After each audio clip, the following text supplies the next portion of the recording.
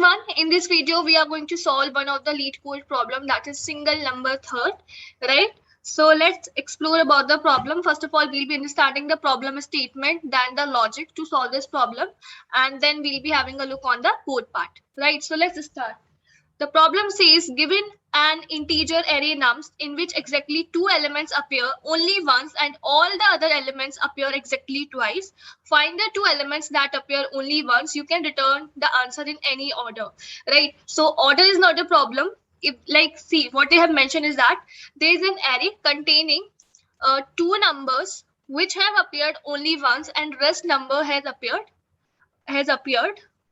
twice, right? So that is what they have mentioned. So what you have to do, you have to give or return these two numbers which have appeared only once, and the order is not a problem here. For example, here you can see we are having an array nums.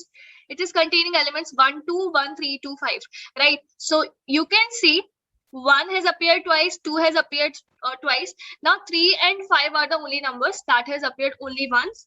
So you can see that is what we are returning, that is 3 5 we are getting in the output. Here you can see -1 and 0, they both have appeared only once, so hence in the output we will be having -1 and 0. Here also 0 1, they both have appeared only once, so hence in the output we are having 1 0. Okay, so this is what we are having.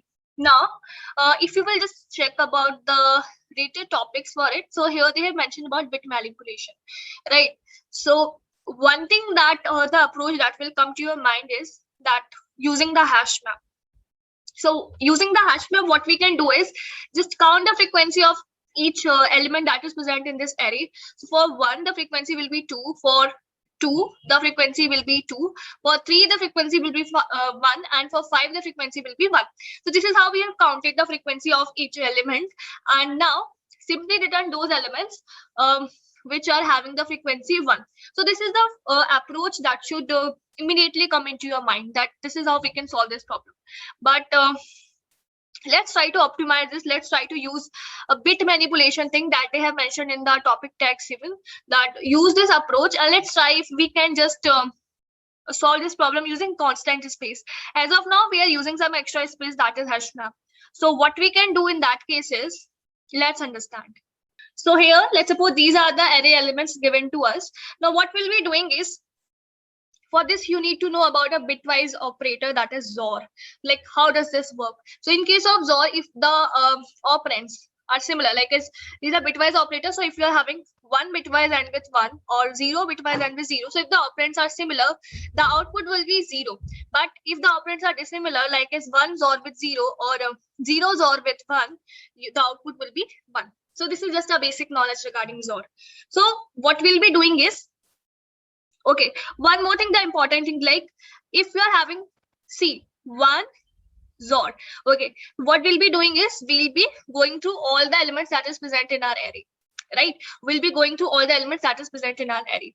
See, when you are doing the XOR operation of a number x with itself, the output will be 0, right?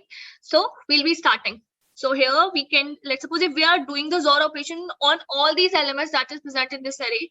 So 1 XOR 2, XOR 1, XOR 3, XOR 2, XOR 5.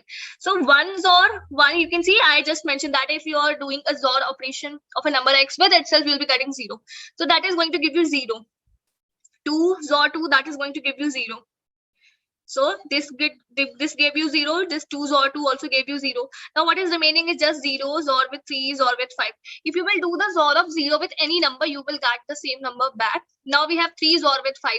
So in 3 bitwise terms we can write like this, and this is our 5. So you will be getting what? If you will be doing the XOR operation here, so they see the bits are different, so we'll be getting 1. Here the bits are similar, different, we'll be getting 1. Here they are same, so we'll be getting this. So this is nothing but 6. So we got, so you can see we got the XOR of the two numbers which has appeared only once. So 3 and 5, you know that in this array they have appeared only once. So as of now we don't have these two numbers, but we do have the XOR of the numbers that have appeared once, right? So let's name this this variable to something. Let's suppose XOR. So XOR is having what? 6 as of now. Now what we can do is, we'll be finding the rightmost set bit. we'll be finding the rightmost sat bit, and that will help us to determine these two numbers. Now, how to find the rightmost sat bit?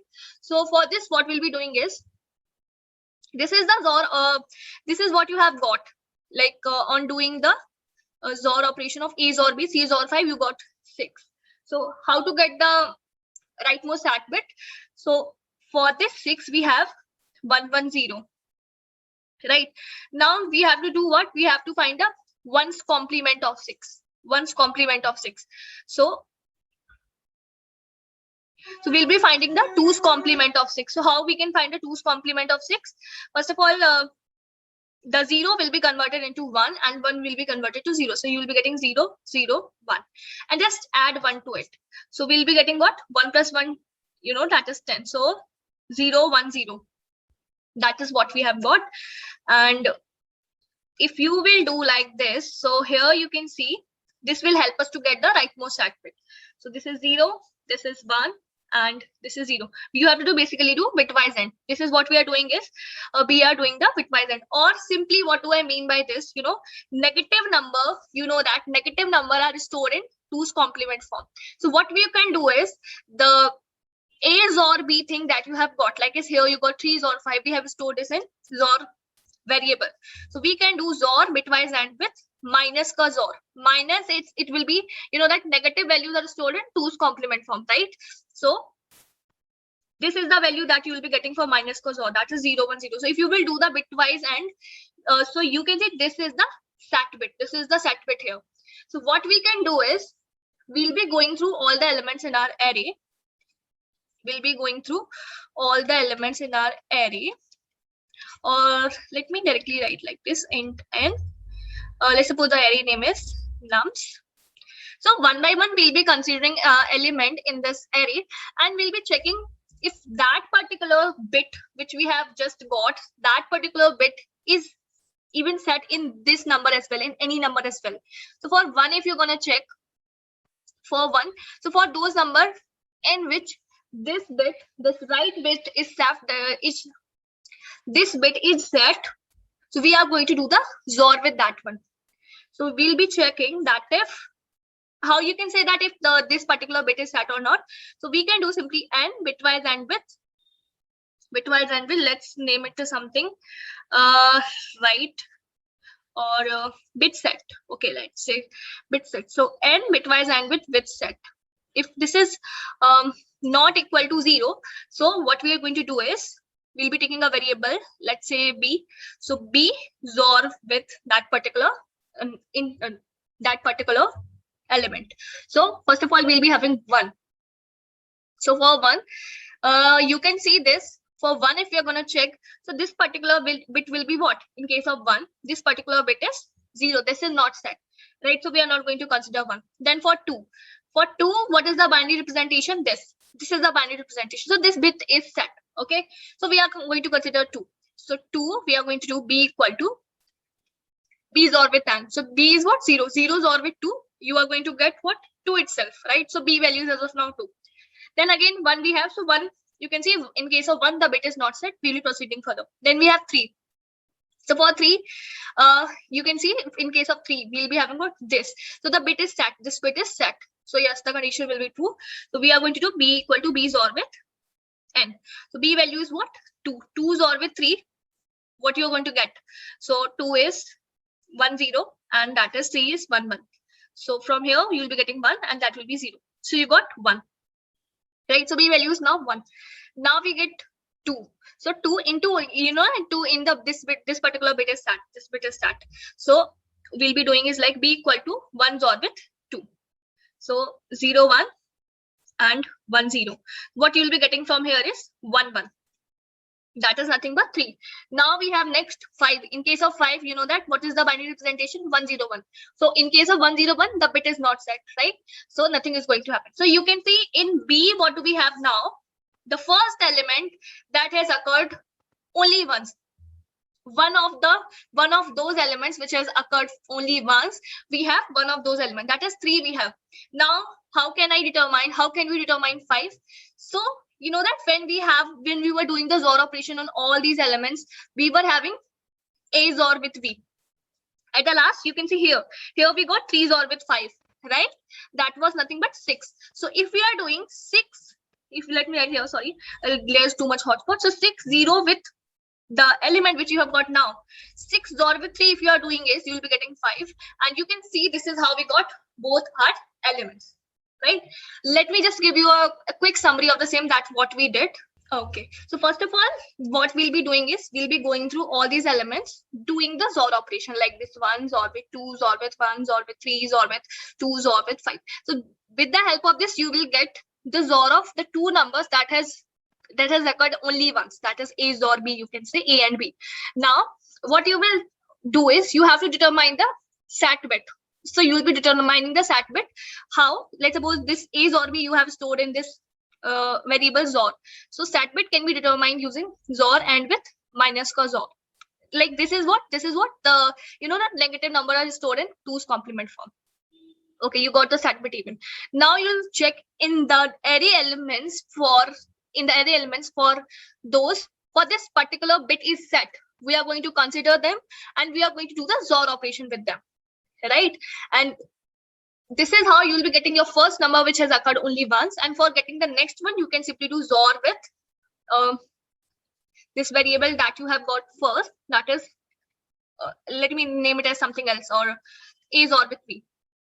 A XOR with B. A XOR B. So yeah, we can do A XOR B, XOR with the element, the first element which has occurred only once you have got. Let's suppose this is stored in B. So this will help you in getting the second element even which has occurred only once. So this is the complete logic that we are going to use for solving this particular problem. Hope that is clear, right? In case of any suggestion or any feedback or any improvement, please do make sure to drop a comment in the comment section. Now let's have a look on the code part. So here you can see we have taken a variable XOR, initialize this with 0, and this will be storing what? The result, that is A XOR B, it is going to be stored. And then we are determining the SAT bit using the same logic that I discussed with you. And then we are just finding out the elements, those elements in our array nums which are set. Okay, in which like this particular bit is set, that we have stored in SAT bit, right? So if it is set, then we are going to do the XOR operation. And you know, like at the last, B will be storing that first number which has occurred only once, and for the next one we can do this B's XOR with that particular variable which we have got from this particular loop, right? And you know, like we have to return the integer array, so we are returning the same. So even the code is provided in the description, you can check it from there even. Thank you so much for watching this video, guys. Keep learning, keep preparing. Also make sure to subscribe this channel and be a part of our Telegram community as well. Thank you everyone. Bye.